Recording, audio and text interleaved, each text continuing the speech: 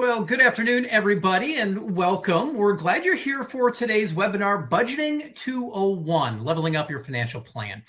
I'm Greg Berry, Director of Communications in the Office of Alumni Affairs. A disclaimer, as with any virtual event, occasional technical hiccups may occur. If you experience any video or audio issues, simply click reconnect or refresh your screen to return to the presentation quickly. Now, before we dive in, we'd like to start out with a quick question to get a feel for the room. If your budget had a personality, what did it be? Would it be the drill sergeant saver, running a tight ship, never missing a dollar, and believing funny money is just, or fun money, is a myth? The easy breezy bestie, you go with the flow, who likes good vibes only and sometimes forgets that receipts exist. The color-coded strategist has a spreadsheet for their spreadsheets and a plan for every penny. Or the we'll cross that bridge tomorrow adventurer, living in the moment, and sometimes the future moment has questions. Go ahead and take a moment to choose the one that best fits you. This should be fun, and it'll also help us set the stage for today's presentation. Just a heads up, we are recording today's webinar. Our live audience will get an email once that link is ready. Now, today we are excited to have Abbi Gargus joining us. She's a 2014 graduate with degrees from the School of Education in Human Sciences and College of Arts and Sciences. Abby's currently Director of Brand Communication at Legacy Credit Union. She was with us back in January for Budgeting 101, Getting Started.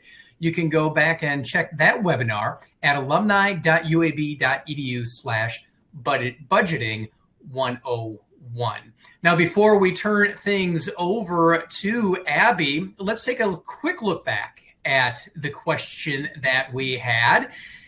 If your budget had a personality trait, what would it be? Relatively evenly split with the top three: easy breezy bestie, color-coded strategist, and we'll cross that bridge tomorrow adventurer.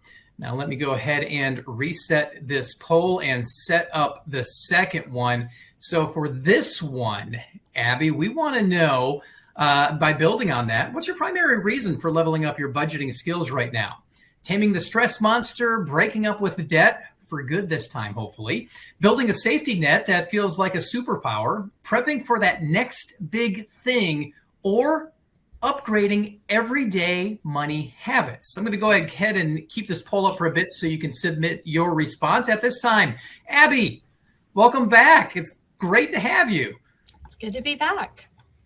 And let me go ahead and make a couple of mouse clicks and get that presentation going. And you should be all set. Good deal. Well, like Greg said, I was with you guys back in January for Budgeting 101. Hopefully some of y'all were on that webinar and got some good tips and tricks, because today we are going to build on what we learned and take it one or two steps further. So if you were not on that webinar, no big deal. You can go back and watch it, and you can probably still get a little bit of information from this that you can use. So let's do a brief review of Budgeting 101. Some of the things we talked about were how you can track your monthly expenses, establish a written budget, weigh your income versus expenses, identify spending leaks, and then keep your budget and your financial goals SMART, which is specific, measurable, achievable, relevant, and time-bound. So hopefully you were able to take some of those things, put them into play, see what your expenses were, figure out a budget based on what you're working with, figure out if your expenses are more than your income and you need to make further adjustments, or if your income is in a pretty good spot, your spending's in a pretty good spot. See what things you were losing money on that you may not have even realized before, and then use what you learned and move forward. Now, that was only about a month ago. So typically what we would want is for you to look at those tools, look at the budget, and work with that for 2 to 3 months. before you really make any big decisions on what to do next, if it's working, if it's not. Because most people can hang with something for about 20 days. If you can make it past that month mark, you're in a good place. But really, we want to see, what are your habits over 2 or 3 months? And what can you do to maintain things you've put in place to put yourself in a good position financially? So we're going to do just a little look here and see, we talked about spending leaks last time. And so one of the things I want to touch on and just look at that's always interesting to me is sometimes you think you've looked at your budget and you've done everything. You have taken out anything you don't need. You've even taken out the fun stuff that you wanted to keep. And you've really gotten it down to, okay, what else am I supposed to cut? I do not know what else to do. Here's a good example of a spending leak that you may not have realized, but you can tackle and get your budget one step closer to where you want it to be. So this is a few items from my recent grocery list. Clearly, I am a health fanatic. I went and looked at a few different places where I have shopped previously and gathered prices on certain items that I've bought in the past. You can see I've got Publix here via Instacart. So the prices are a little bit higher because you're paying for Publix and the convenience of curbside or delivery. Target, Walmart, and generic prices. And what I found is there is quite the price discrepancy. So recently, I know I've done Publix via Instacart, curbside pickup. I have 2 small children and don't have time to go into the store. And I am probably paying a good bit more for that. So if you are at a place with your budget where you're like, I just want to make a few more adjustments, get a few more pennies in my pocket, this is a really good and interesting place to start, because you can kind of see you may be paying not just for the product that you're purchasing, but for the store you're shopping at, the convenience, or the name brand, when you could find that product for a few dollars cheaper somewhere else or at a generic brand, and get a little bit more money back in your pocket. There is another example of that with cable, internet, and streaming subscriptions. In Budgeting 101, we talked about subscriptions, especially unused subscriptions, being a pretty big spending leak. And I have put some of those numbers together here just so you can see what you might be working with. If you're like me, you may have 3, 4, 5 subscriptions. I initially started with Let's Cut Cable. I actually believe I was using my parents' Netflix, so that was free. But let's get a few streaming platforms and it'll be cheaper. And eventually that ended up with 5 or 6 different platforms that we're paying for on top of our internet. And it is costing us probably more than if we went back to cable. And that's something that a lot of people don't realize. Even if you think you've honed in on all the places you're losing money in your budget, a lot of times there are a few other places that you can get a few dollars back.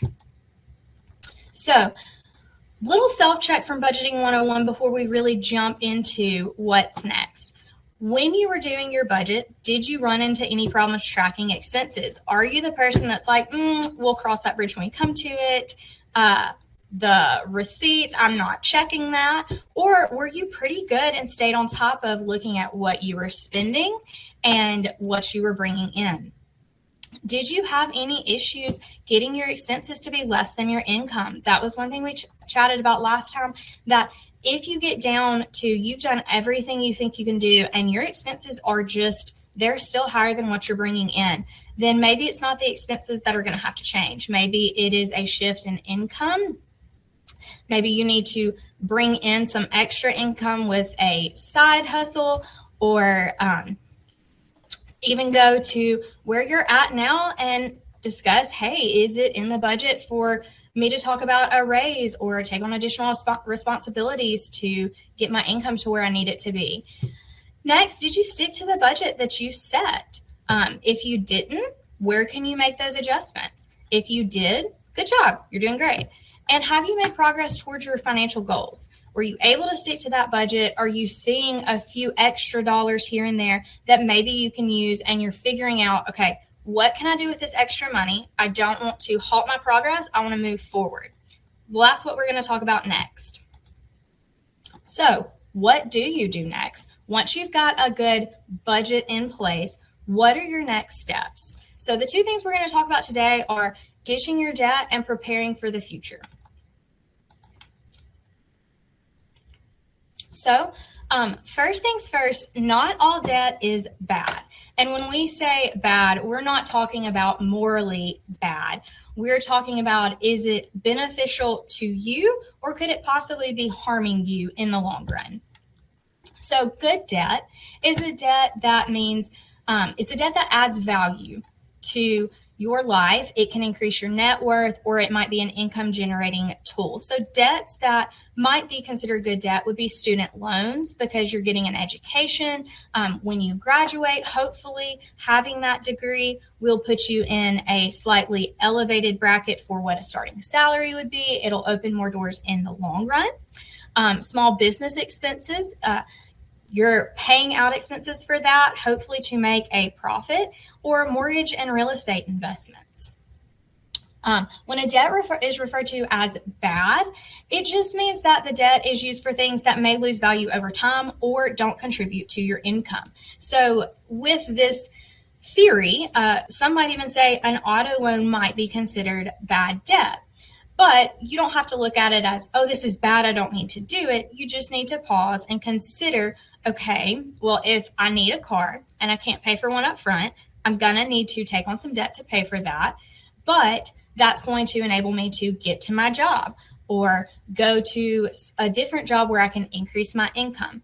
So other bad debts might include credit cards, personal loans, payday loans, loan shark deals, etc. Sometimes people don't realize that these types of debts are going to probably come with higher interest rates. And if you're swiping credit cards left and right, but you don't really have anything to show for that, that's probably not setting yourself up for the best financial future. So when you're looking at taking on new debt, we want you to consider two things. One, do you need it? And two, can you pay it? If not, pause and reconsider. So let's talk about a couple methods for ditching debt. The first method we can talk about is the snowball method. You pay debts in order of balance amount, and you're going to start with the smallest balance and then build up to the biggest balance. But while you're doing this, you will still be making the minimum payment on all of your debts. We're not skipping any. We're not going to collections and getting behind. We are going to make the minimum payment, but you're going to take whatever extra money you might have figured out in your budget. Maybe it's $5, maybe it's $500, who knows?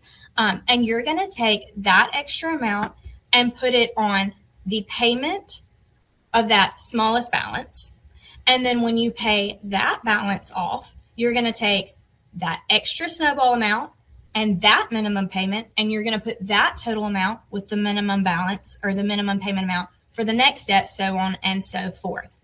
This focuses on paying one balance at a time, and the benefit of this is quick satisfaction. So if you are a list person and you want to check something off, this will give you that satisfaction of checking off, I paid this debt, I paid my next debt. A different method is the avalanche method, and this is paying debts in order of interest rate, starting with the highest interest rate, because over time, those higher interest rates are going to end up costing you more, regardless of the balance size. So you focus on paying off one balance at a time in order of highest interest rate to lowest interest rate, while continuing to make the minimum payments on all your other debts. And the benefit of this is that in the long run, you are going to pay off all of your debt faster, and you're going to pay less interest, so you're going to save money. Something else you may want to consider when you're dealing with debts is if you have any emotional debts. And this may be a new concept, but for a lot of people, an emotional debt is something that's going to weigh heavily on them. It's going to cause a little extra stress that usually you wouldn't see with other debts. And when we talk about this, we're talking about maybe you had an emergency come up and you had to borrow money from family or friends. And with that, you're embarrassed, you're concerned about whether or not you're going to be able to pay them back. So if you have something like this, it's okay to consider paying that emotional debt first, even if on paper that's not the most logical solution. And there's no guilt or right or wrong if you choose this approach. And it's probably going to help you if it's something that's keeping you up at night. You're stressing about, I really need to pay this person back. I feel so guilty that I had to borrow from them. Then maybe an emotional debt is something you want to put at the top of your list and then go from there. So let's talk about how we can even figure out what our debts are and what method might work for us. So there are tons of free resources out there. A quick Google search will bring up apps and spreadsheets and blogs that will all give you information on debt calculators or spreadsheets that you can utilize. One of my favorites is just this free Google sheet. I love this because it is accessible. I don't have to log into any app. I can pull it up on my phone or my computer if I need someone to look at it, a spouse, a financial advisor. It's easy to share. It's easy for everybody to edit. But on this, what you do is you want to compile all of your debts. So you're going to put all of your debts listed by creditor, the total balance in here, the interest rate, and the minimum payment amount. And then there is a custom column that if you wanted to rank them and pay, like we talked about, maybe working with an emotional debt and then transitioning, you can also do a custom ordering.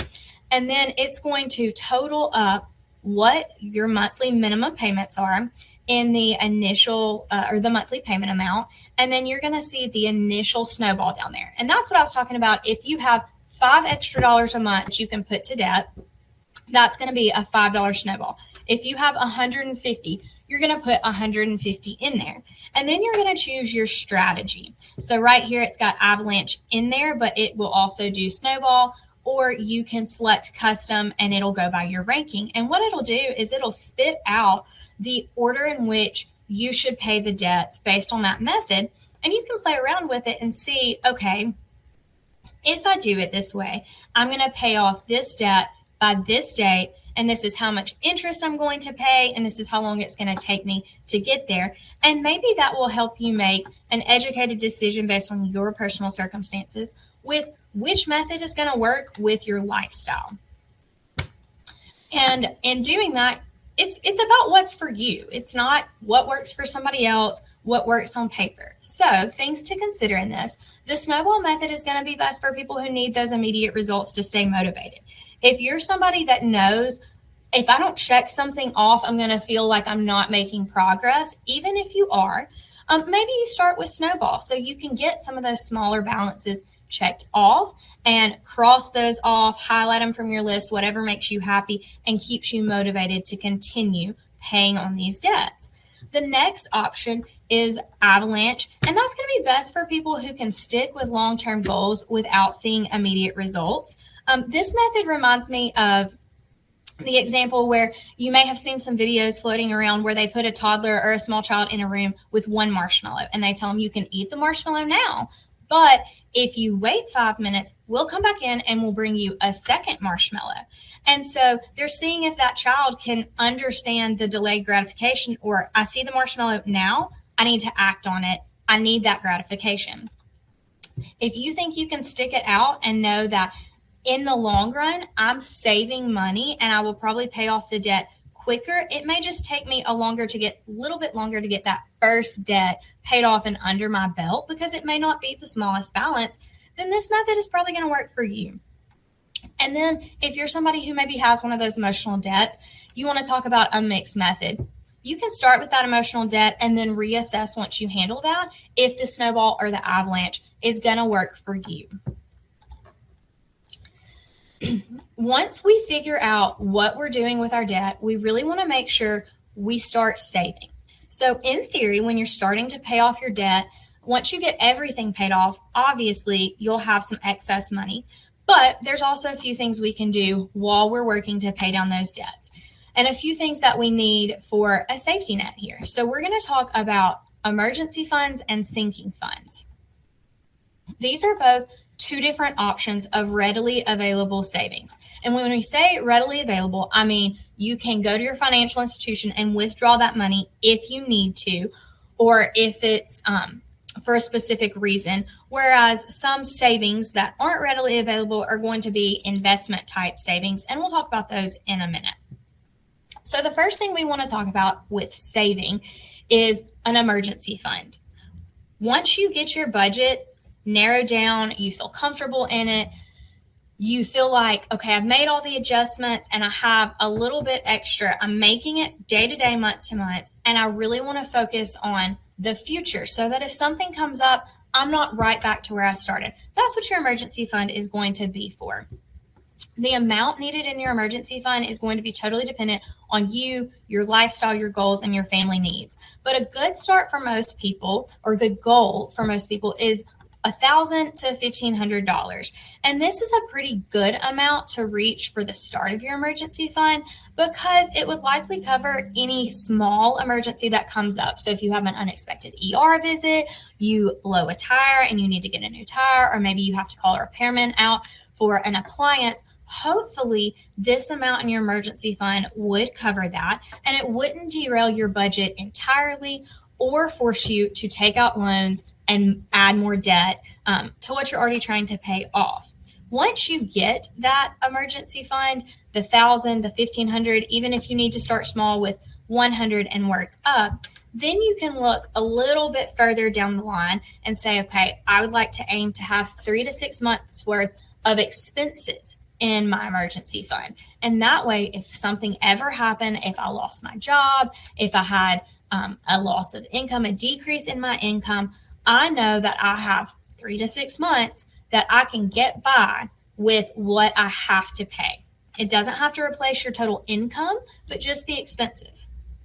Now, one thing I would say is don't necessarily wait to start this emergency fund until all your debt is paid off, because if you're paying down debt and all your excess money is going to that and something does pop up, you might end up in a bad situation that you don't want to be in. And we don't want to set you completely back at the beginning of your journey. So as you're working on paying on that debt, also allocate a little to go into starting that emergency fund in the beginning.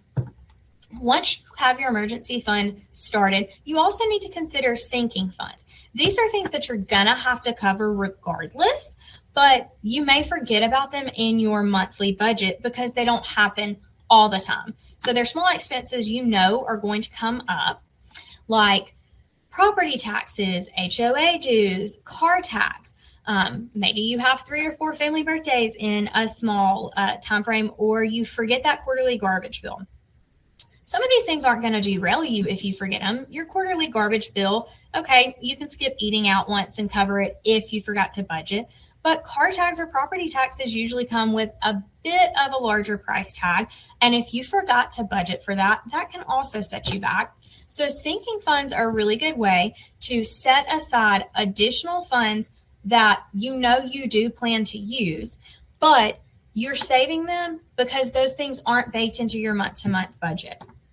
And if you're like me, I don't like my sinking funds and my emergency funds all in the same place, because I'm going to do everything I can to not touch that savings account with my emergency fund. So one really good thing, if you want things a little bit more separate, so you really know this is what I have for emergencies and this is what I have saved for things that I know I'm going to have to spend, is to utilize something like a club account at your financial institution.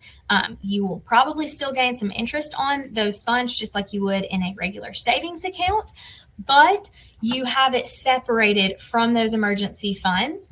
And you can also utilize different Google Sheets or apps to make a list of those sinking funds that you need to be saving for throughout the year, when they're going to come out of your account, and things like that to keep track of it. So once you have your readily available savings started and you're looking good with that, we want to talk about investment opportunities. Investing plays a large part in preparing for the future, and it's a really good way to grow your money over time. There are numerous avenues in which you can invest. A couple of examples are CDs, IRAs, 401ks, and then there's also stocks, equities, bonds, etc. But one thing we want you to think about before you start investing is you need to make informed choices. So if you are new to investing or you kind of understand it, but you don't feel comfortable, we want you to stop and think about a couple things. Do you understand the market? Do you understand how you need to diversify your funds? And do you understand risk versus reward? I personally am somebody who is exceptionally risk averse. The thought of investing actually makes me cringe just a little bit.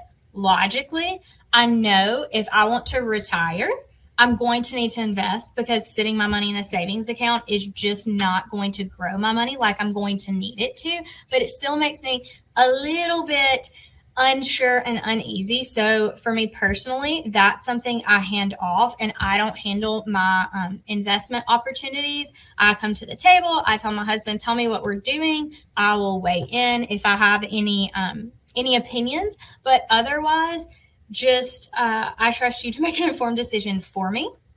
Now, before we go into some of these investment opportunities that may apply to you, I do want you to know that at Legacy, we are not financial advisors. I am not a financial advisor, and therefore I cannot and will not give you specific investment advice. So if you have questions like, well, which one is best for me, or how much should I invest, I am not going to be able to answer those for you. And I would highly encourage you to find a trusted financial advisor or planner that you can sit down with who will be able to talk to you about investments with a little bit more information on the subject.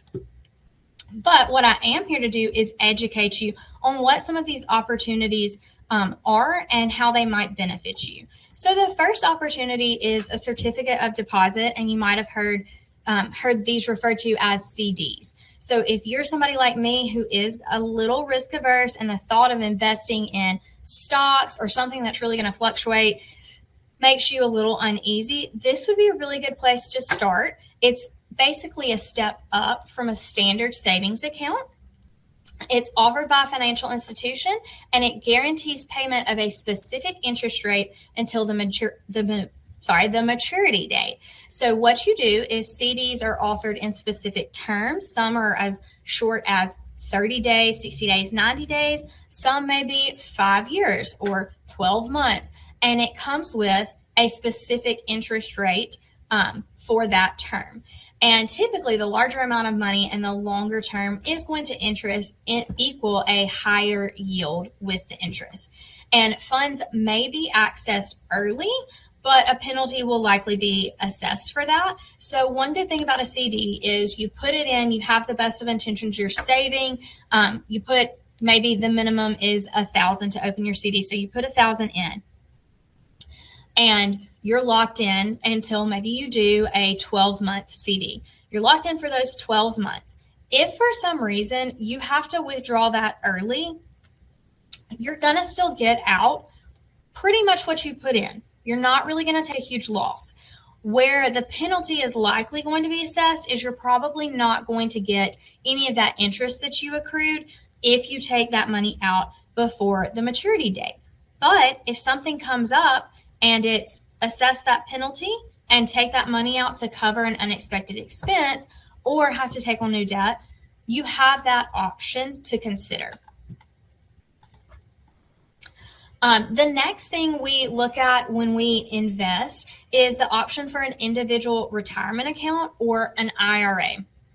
This is a really good place to start if you want to do something a little more long-term than a CD. You know, you're going to continually add to it instead of a one-time deposit.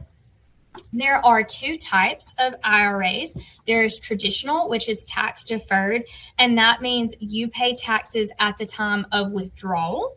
Or there's Roth, which is not tax deferred, and you pay taxes you pay with after-tax dollars, and the income earned on the account from interest, dividends, or capital gains is going to be tax-free. So when you're deciding which is going to work for you, you may want to consider, are you going to be in a higher tax bracket now, or when you're ready to withdraw that money. And if you're unsure, that would be, again, an instance when you might want to talk to a financial advisor or planner who can walk you through this. For both of these types of IRAs, annual contribution caps apply to each type of account. And then if you access it before 59 and a half, there is going to be a 10% IRS penalty that applies, and distribution becomes taxable income. There are a couple of exceptions that we're not really going to get into, but if you need to access the money, you will have that capability.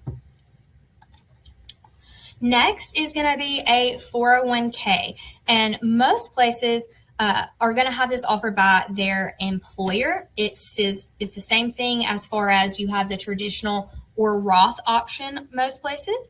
Employees make contributions, and some employers may even match those contributions. There is the part about a 401k where employees must be vested for employer matches to be fully guaranteed as a benefit. And a lot of times your employer will have time constraints based on this. You have to be at the company or investing in your 401k for a certain time period before you become eligible for that employer match. Your HR department would likely be able to give you that information if you don't have that readily accessible. And then with your 401k, it can roll over into an IRA or other retirement investment account when you leave an employer. So with the 401k, one thing you really want to consider is if you're, with the 401k, if your employer offers a match, you want to make sure you are maximizing that. So if the employer match is 4%, then I would encourage you to at least contribute that same 4% so you get the full match that your employer is offering. You're probably going to want to do more than that to get to where you want to be for your end savings goals, but at the very minimum, make sure you're taking advantage of that match because essentially it's free money. And we're going to look in a minute here at what happens if you aren't taking advantage of what's offering for future savings for things like 401ks. Understand the impact of investing now versus waiting to invest in the future. I know a lot of people, they enter the workforce and, especially young grads, they see the benefits package listed at their employer, and then they look at the salary and they say, I want more money in my paycheck. And the employer's like, but our benefits are awesome. We offer this match and this PTO. We offer all of these things in our benefits package that that's why the salary looks a little bit different. And sometimes people don't understand, okay, you might be able to go somewhere and get more money in your paycheck, but you might be sacrificing benefits. Or you may say, okay, I just don't have extra to invest now, I'll do it later. That can be a costly mistake. So if you have anything, any amount, no matter how small or large, go ahead and start making use of the options available to you and invest. And here is a really good example from JP Morgan. I love a visual. And for somebody who is risk averse like me, it helps me understand, okay, to me, the safe option is put all that extra money in a savings account. I'm not going to lose it. It's insured. I don't have to worry about market fluctuations. But this shows us that that's not always the safest option. So consistent Chloe invested from age 25 to 65, and this gives her the highest ending portfolio amount because she invested over the course of her career. She earned a lot from that compound interest. Next, we have Quitter Quincy. He invested from 25 to 35, but then he stopped. For whatever reason, he decided, I don't want to do this anymore. But he earned compounding interest from the original amount he invested in those first 10 years and ended with the second highest portfolio amount. Late Lila invested from age 35 to 65, so she was a little late to the game, but still invested a good bit longer than Quincy. But she lost out on some of that compound interest from those first 10 years that she could have been investing if she would have started at 25. And that left her with her portfolio ending in third. And then we have nervous Noah. He decided to play it safe. Investing wasn't for him, and he exclusively saved instead of investing. So he had his money sitting in a savings account that was earning very, very low interest. He saved his entire career from 25 to 65, but at the end of the day, he ended with the smallest portfolio at retirement because he didn't have that compounding interest to help him out. So for someone like me, this is a really good visual to say, okay, maybe I put a little money in a savings account for an emergency fund, for sinking funds. It's there. It's accessible. I can get it when I need it. It's never going anywhere. And then I invest in my 401k. I'm going to make sure I am maximizing my employer match. I'm taking advantage of that free money. And I'm also going to get that compounding interest. So even if 5-10 years down the road, my situation changes and I can't invest anymore, I'm going to start as early as I can and ride the gains from that interest for as long as I can. This is something to consider when we're looking at the future and what's to come next. There's also, obviously, like we talked about, stocks, bonds, other things that you can go in and pick certain things that are going to be a little more susceptible to market fluctuation, and that you might want somebody advising you on separately, and that's totally fine. We're not getting into the details of that today, but this is a really good place to start.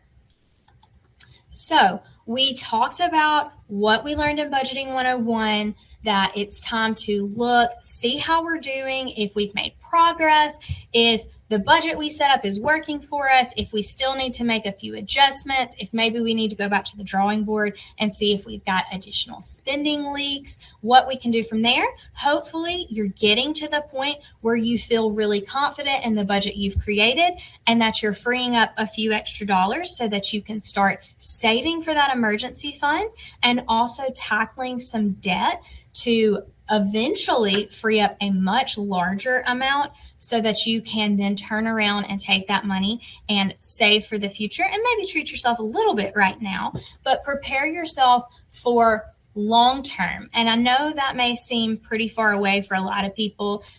For some people, it may be right around the corner, and it's never too late to go ahead and start looking at these options to level up your finances and see where you can go from here. So hopefully we're building on our Budgeting 101 knowledge, and then we're going to take this knowledge of how to save and how to invest in our future and go one step further and make some progress. And here's some resources. As always, Legacy Credit Union is where I work, so I am going to offer you those resources. We do offer life lessons webinars that cover a wide variety of topics, from budgeting to credit repair to home buying or auto buying, tips, tricks, and details. We also frequently post financial tips and education on our Instagram and Facebook. And then also we have 3 financial counselors on staff that offer one-on-one virtual sessions or group sessions. If you think, okay, I think I have the info, but I kind of want somebody to walk me through, hold my hand, make sure that I'm on the right path, you can set up a financial counseling session and have somebody work with you and make sure that you feel confident in the decisions you're making. And that is all from me, Greg. Fantastic. And if anybody has questions, go ahead, drop them in the chat. Kathy, I see a message. Go ahead, and I'm going to ask Abby, if you can send me those links, I'll include them in the follow-up for all Absolutely. of these resources, the life lessons and financial counseling sessions for you. The slides will not be available per se, but you can watch all of these over and over and over. We will be sending out a link with that. So if you do have questions, we do have time for Abby to answer some of them. If you had to look back at this entire presentation, Abby, what would you say is the one most important thing that lays the foundation to success down the road?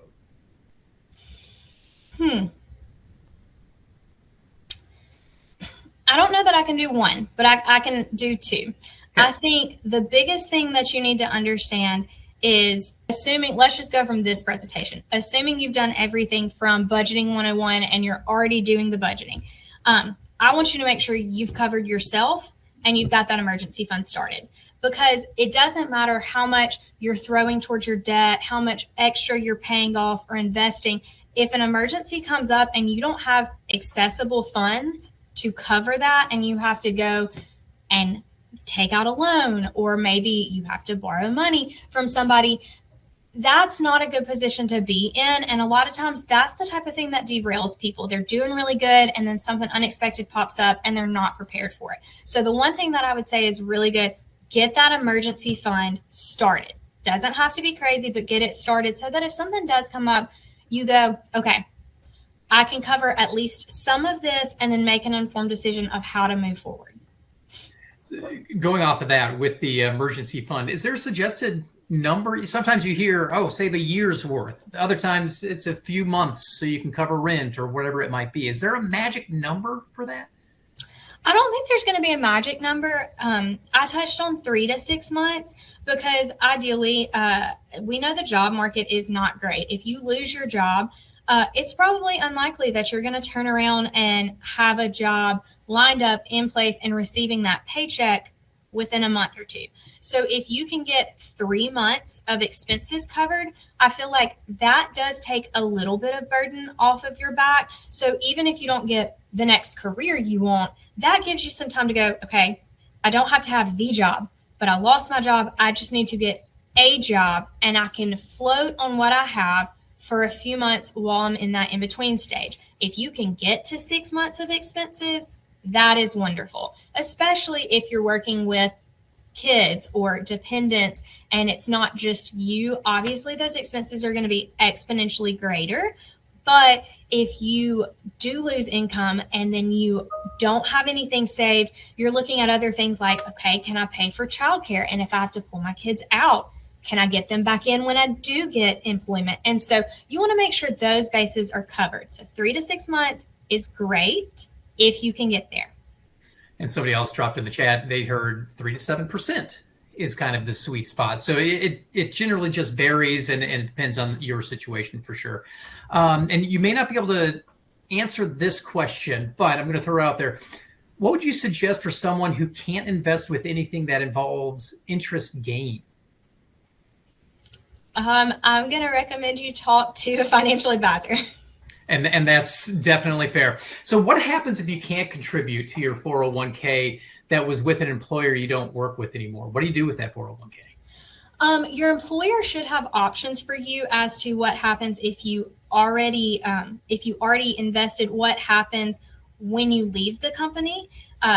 It can roll over to an individual retirement account, or you can, I believe, take that money out and put it in other accounts. Now, when you do things like that, sometimes there are tax implications. So you'll definitely want to check with an HR department or a tax advisor to make sure whatever you're getting and doing with that money, you are making sure that you're covered and you're not going to end up having to pay out penalties with that movement of the money. But you can usually roll that into a different type of investment account or retirement account. And I think sometimes when you do that, that helps you not get hit with those early withdrawal fees.